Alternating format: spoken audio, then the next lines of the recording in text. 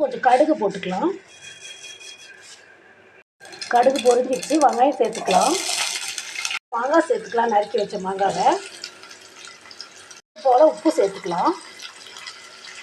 கொஞ்சம் போல் வீட்டு மிளகாத்தூள் சேர்த்துக்கலாம். 2 நிமிஷத்துக்கு நம்ம மூடி போட்டு வைக்கலாம். ஓப்பன் பண்ணி பார்க்கலாம். கொஞ்சம் கலர் மாறி இருக்குது.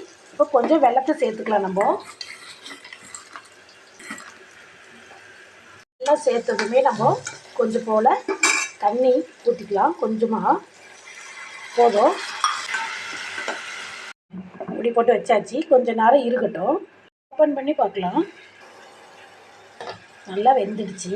மாங்காய் நல்லா இறுகியும் வந்துடுச்சு. ஜாம் பக்கத்தில் சைனிங்காக இருக்குன்னு பாருங்கள். அப்படியே சாப்பிட்லாம். இப்போ நார்மலாக குழந்தைங்க ப்ரெட் கூட சப்பாத்தி கூடலாம் சாப்பிட்டுக்கலாம். இனிப்பு மாங்காய் ரெடி.